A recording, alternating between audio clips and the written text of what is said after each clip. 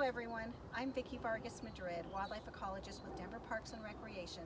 Thank you for joining us today on this beautiful morning on Denver Park and Sand Creek area.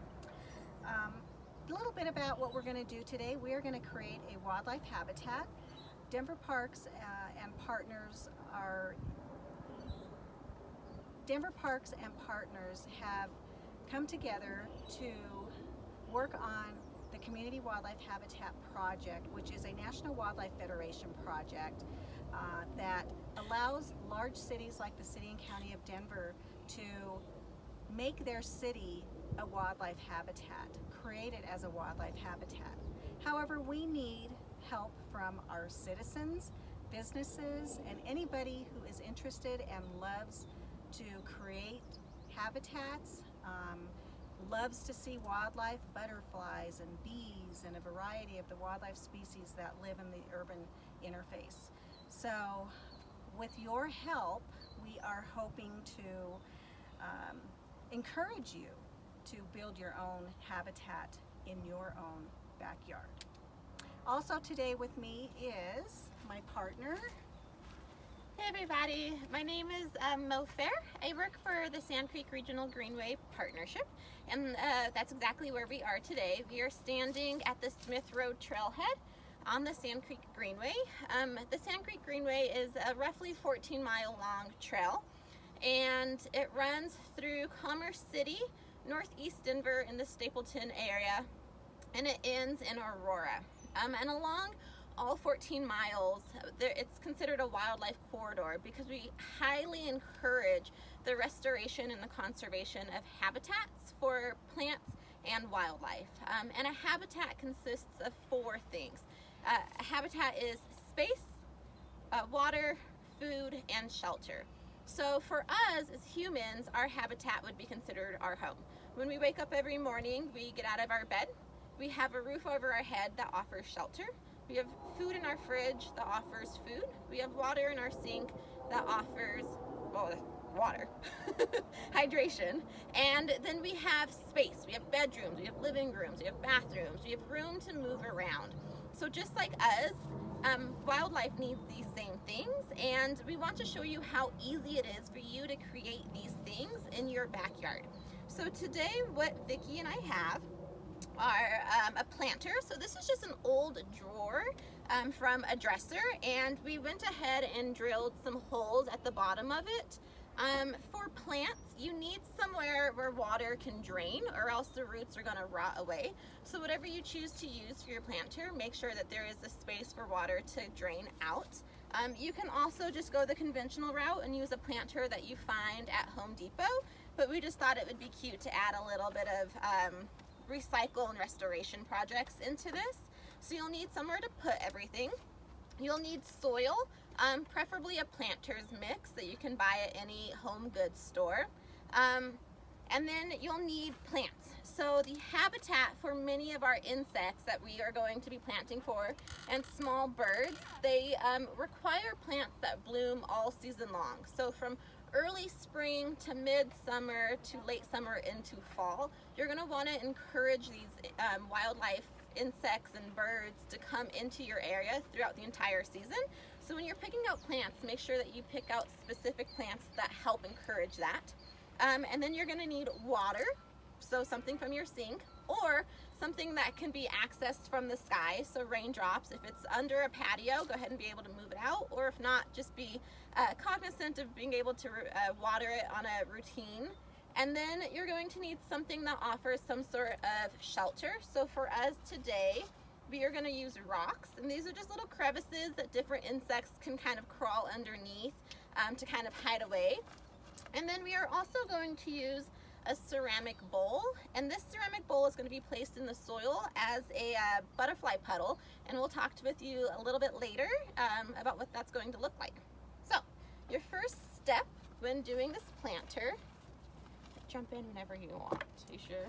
Okay. Your first step with doing this planter is to take your soil and you're going to fill up your planter box. The City of Denver Greenhouse was gracious enough to let us to donate these items, so we thank them very, very much. So you're going to take your soil and you're going to want to fill it up about an inch to an inch and a half from the top. So it's going to be pretty full. So go ahead and fill up your planter.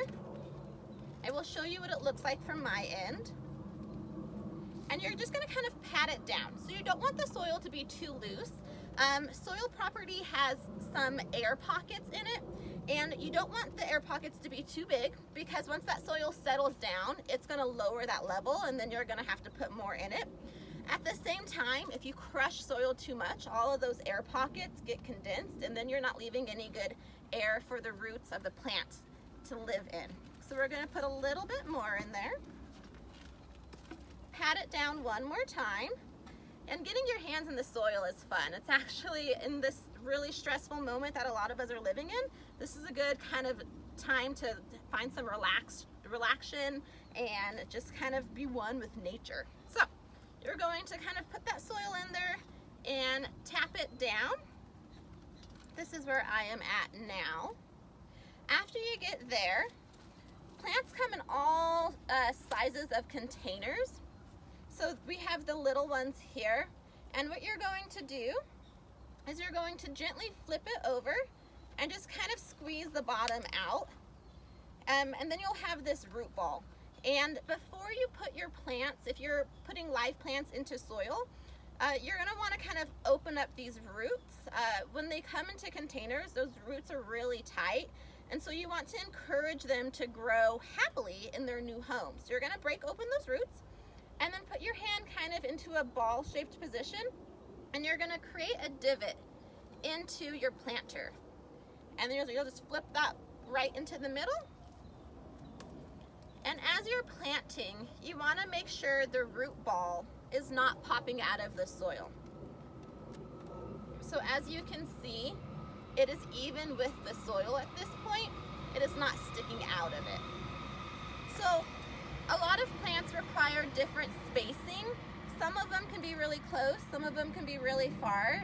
Make sure you read your labels on your plants so that you know how much spacing they require. I'm going to put maybe 5 or so in here, and I'll just let you watch as we do this. So when we edit it, this part you can kind of like fast forward through. Oh, yeah. So they're not just like sitting here watching me do this. They gave us some really pretty flowers though. Yes. Do they want all of these back? No, Can I have whatever one? we want with it. This one's the chocolate flower. So this flower that we have here, it's a chocolate flower, and it's actually one of my favorite flowers because one, it's bright and yellow, and it does a very good job at attracting a lot of our pollinators, but it also smells like chocolate. So I don't see a problem with that. So again, as you can see here,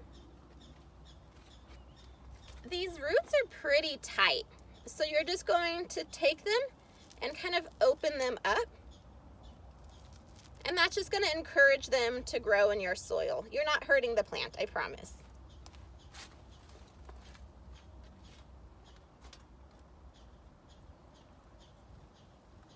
Most plants this size are going to require anywhere from 2 to 5 inches of space from their friend right next to them. So go ahead and remember that as you're putting it in there.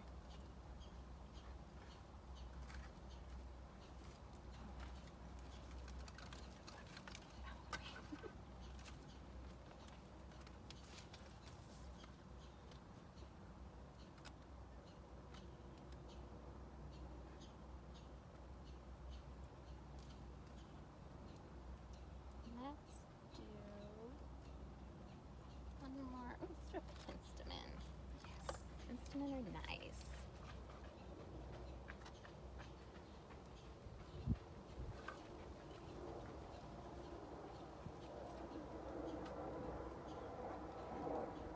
All right, so I have just put about 5 brand new flowers into this planter. We have a pasque flower, a chocolate flower, an echinacea, and a penstemon. We have 2 penstemons in here right now.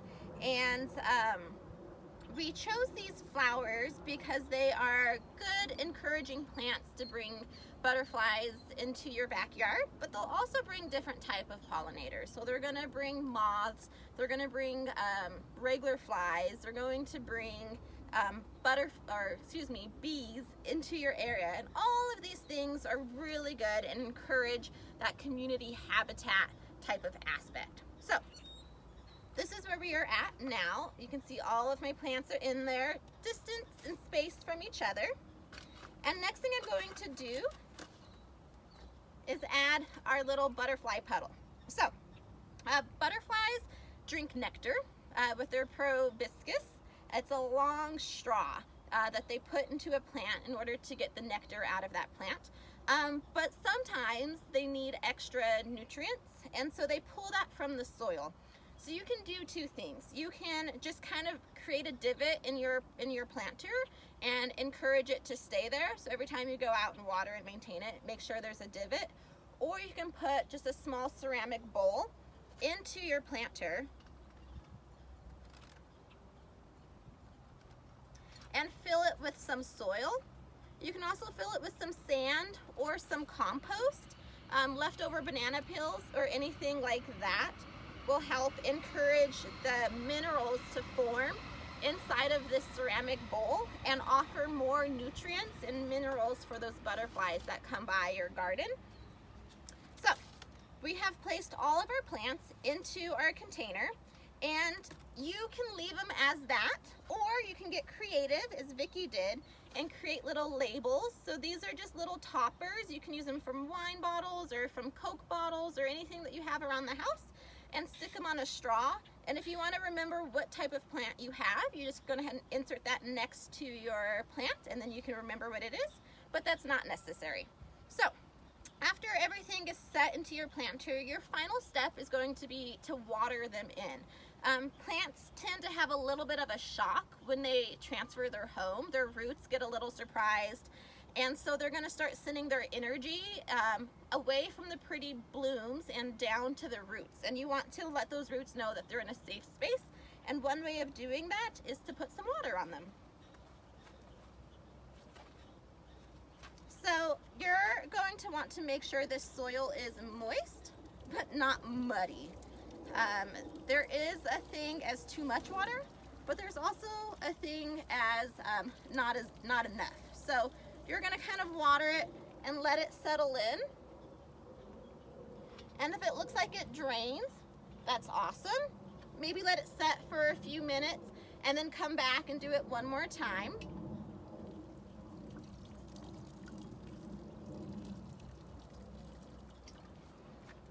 And in the future, a good test of how moist your soil is just a pinky test. So you'll just insert your pinky about 1 inch to ½ an inch into your soil, and if it comes up with soil on it, that means it's moist and you're fine. And if it comes up dry, then that means the soil is dry and that you need to add a little bit of water to it. The first few days of your community habitat, you're going to water your plants every day, maybe once in the morning and once in the afternoon. But once your plants have established and gotten nice and strong, you won't need to water them as much. Want to add anything? Are you not done yet? I'm done. Yeah. Okay. We can edit this out. Yeah. So this is really all you need to do to make a community habitat garden in your backyard. At this point, just put it in a place where it's going to get a lot of sun, a little bit of moisture, and a lot of love from you and your family. Great. Denver Parks and the whole city of Denver offers such great habitat for a variety of wildlife, from insects to small mammals, birds, birds of prey. There is so much wildlife in the city of Denver, and because we're so urbanized and there's so much other structures in our city environment, it's up to us to help our wildlife species. So by creating these habitats throughout the city, as small or large as you want to create, is so beneficial to helping the wildlife species, our plants, our whole environment for being healthy and thriving in such an urbanized area. So we hope that this has been helpful to you, and that it gives you some ideas on how to be creative with wildlife habitats, so that you can invite all of these cool species of wildlife into your backyard. So if you want more information on community wildlife habitat, get on your computer, look up National Wildlife Federation Community Wildlife Habitat, and there's a lot of information and resources to help you build your own community habitat. Get together with your neighbors, practicing social distancing, of course. Get together and get creative and create a beautiful garden or habitat for your wildlife in your area. Good job. Thank you for joining us. We hope you have a great day. Bye. Bye. Okay.